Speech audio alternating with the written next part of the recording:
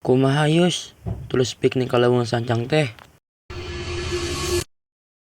Yeuh, ulin ka Leuweung Sancang. Maulah disarwakeun jeung pelesiran ka kebun binatang, kali tempat becak, meuli karcis langsung geblus.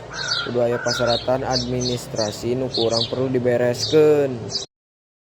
Kana nyaho Yus, kasabay kudu minta izin. Teuing atuh urang